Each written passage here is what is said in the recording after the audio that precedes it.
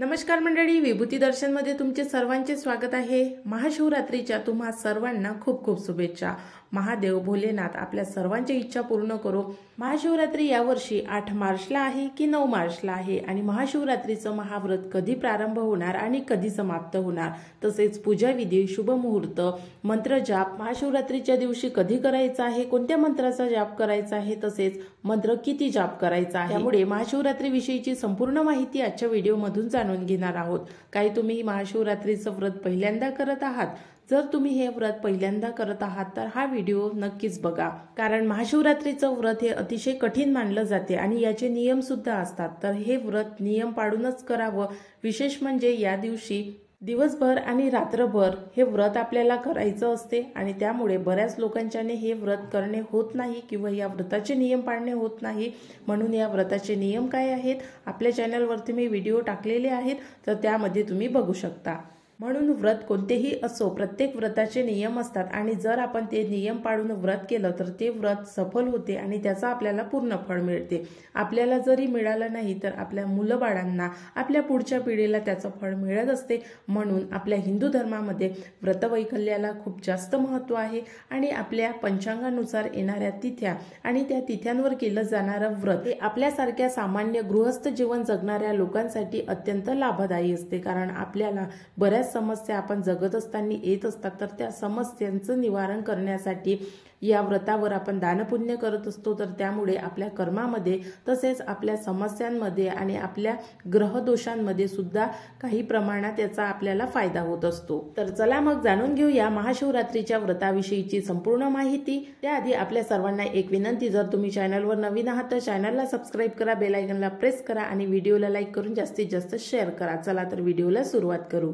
महाशिवरात्री दरवर्षीच साजरी केली जाते, पण दरवर्षी महाशिवरात्री का साजरी करतात, तर यामागे शास्त्रीय कारण काय आहे, तसेच यामागे धार्मिक कारण काय आहे आपल्याला माहित आहे। आपल्या हिंदू धर्मामध्ये अनेक आख्यायिका सांगितलेल्या आहे, अनेक पौराणिक कथा आहे। त्यामध्ये सांगितल्याप्रमाणे असं म्हणतात की महाशिवरात्रीच्या दिवशी भगवान शंकरजीचा आणि माता पार्वतीचा विवाह झाला होता। तर दुसऱ्या म्हणण्यानुसार या दिवशी भगवान शंकरजींनी तांडव नृत्य केले होते। तर त्यामुळे महाशिवरात्रीचा दिवस भगवान शंकरजीचा सन्मान करण्यासाठी आपण हिंदू धर्मामध्ये साजरा करतो। कधी साजरा करतो तर माघ महिना आणि फाल्गुन महिन्याच्या मधात हा दिवस आपण साजरा करतो। असं म्हणतात की हा दिवस 14व्या दिवशी येतो, म्हणून या दिवसाला चतुर्दशी तिथी म्हणतात आणि माघ महिन्याच्या चतुर्दशी तिथीला आपण महाशिवरात्री साजरी करत असतो। यावर्षी महाशिवरात्रीची चतुर्दशी तिथी ही 8 मार्चला आलेली आहे आणि या दिवशी शुक्रवार आहे।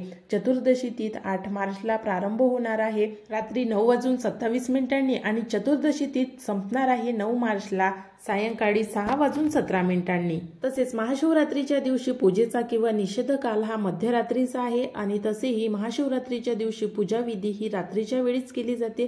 12च्या नंतर ही पूजा विधी सुरू होते।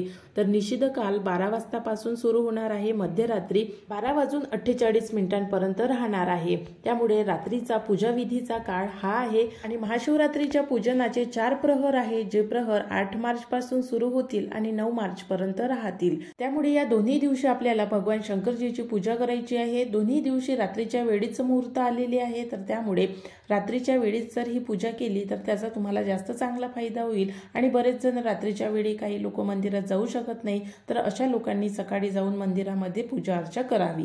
आता महाशिवरात्रीच्या दिवशी घरच्या घरी पूजा कशी करावी, कारण महाशिवरात्रीच्या दिवशी आपल्याला माहित आहे मंदिरामध्ये खूप गर्दी असते, तर त्यामुळे प्रत्येक जण मंदिरामध्ये जाऊन पूजा करू शकत नाही। आपण मंदिरात जाऊन पाया पडून येऊ शकतो, पण मात्र पूजा आपल्या घरीच करावी। मग घरच्या घरी पूजा कशी करावी, तर आपल्या घरी जर शिवलिंग असेल तर अवश्य त्या शिवलिंगाचा अभिषेक करावा। शिवलिंगाचा अभिषेक कोणकोणत्या वस्तूंनी करावा, तर ज्या वस्तू भगवान शंकरजीला अतिशय प्रिय आहेत तर त्या वस्तूने शिवलिंगाचा अभिषेक करावा।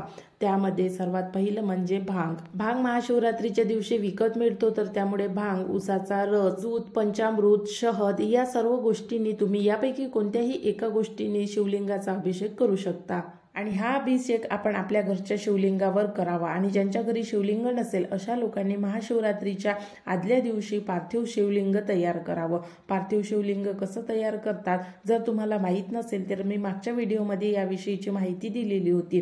पार्थिव शिवलिंग हे मातीचं असते आणि मातीचं शिवलिंग बनवून ते पूजाविधी केल्यानंतर त्याला विसर्जित सुद्धा करता येते। तर अशा पद्धतीने पार्थिव शिवलिंगाचे पूजन आपल्या घरी महाशिवरात्रीच्या दिवशी करावे।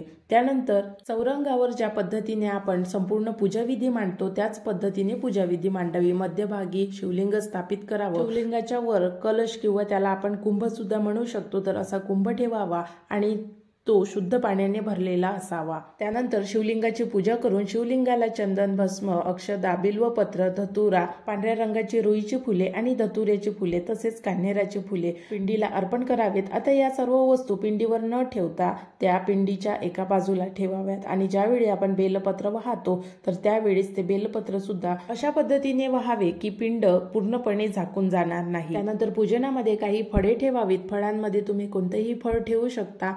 धूप दीप दाखवून कापूर ओवाळावा आणि त्यानंतर शिवस्तुती शिवमंत्राचा जाप करावा।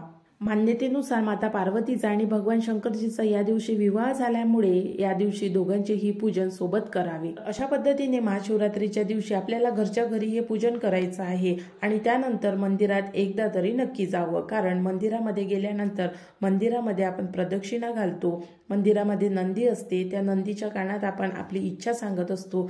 तर महाशिवरात्रीच्या दिवशी मंदिरामध्ये अवश्य जाऊन नंदीच्या कानामध्ये आपली इच्छा व्यक्त करावी आणि मंदिराला प्रदक्षिणा घालावी। तसेच या दिवशी नैवेद्य कोणता दाखवावा, तर 8 मार्चला नैवेद्य मिठाईचा दाखवावा आणि दुसऱ्या दिवशी 9 मार्चला ज्या दिवशी आपण आपल्या उपवासाचे पारण करतो त्या दिवशी मात्र सात्विक नैवेद्य दाखवावा। सात्विक नैवेद्यामध्ये साधी भाजी पोळी आणि पुरणपोळीचा नैवेद्य सुद्धा आपण दाखवू शकतो। पण आपल्या हिंदू धर्मामध्ये कोणत्याही व्रताचे पारण करताना आपण खीरपुरीचा नैवेद्य दाखवतो, म्हणून महाशिवरात्रीच्या दिवशी भगवान शंकरजीला खीरपुरीचा, पुरणपोळीचा, सात्विक अन्नाचा नैवेद्य दाखवावा। तर अशा पद्धतीने आपल्याला महाशिवरात्रीच्या दिवशी सकाळी पूजाविधी करायची आहे। पण महाशिवरात्रीच्या दिवशी भगवान शंकरजीची पूजा शास्त्रामध्ये सांगितल्याप्रमाणे रात्रीच्या वेळी रात्री 12 वाजतापासून ते सकाळी 6 पर्यंत किंवा 5 पर्यंत केली जाते। तर शक्य झाल्यास रात्रीच्या वेळी 12 वाजतापासून आपल्याच्याने जितकं जास्त भगवान शंकरजीचं नामस्मरण करता येईल तितकं जास्त करावं। या दिवशी बरेचसे भक्त काही मंत्रांचा जाप करतात, बरेचसे भक्त ज्ञानावस्थेत बसतात आणि काही भक्त सिद्धी प्राप्त करण्यासाठी भोलेनाथाची उपासना करतात। तर यापैकी आपल्याला काय करायचं आहे, आपण गृहस्थ जीवनातील लोक आहोत, तर आपल्या घरामध्ये सुखशांती राहावी, आपल्या मुलाबाळांना चांगलं आरोग्य प्राप्त व्हावं, आपल्या कुटुंबामध्ये सुख नांदावं, यासाठी भोलेनाथाची आणि माता पार्वतीची उपासना आपल्याला करायची आहे। तर त्यामुळे आपण या दिवशी फक्त मंत्र जाप केला तरी चालेल। ओम नमः शिवाय या मंत्राचा जाप करावा।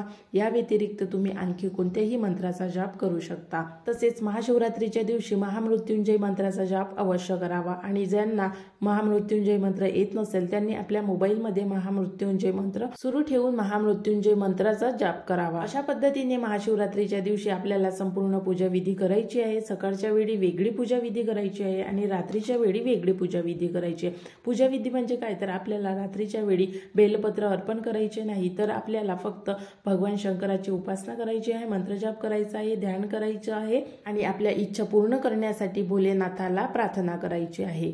असं म्हणतात की सर्व देवी देवतांमध्ये सर्वात दयाळू कोण असेल तर ते महादेव आहे, भोलेनाथ आहे आणि भोलेनाथ आपल्या भक्तांची इच्छा लवकरात लवकर पूर्ण करतात।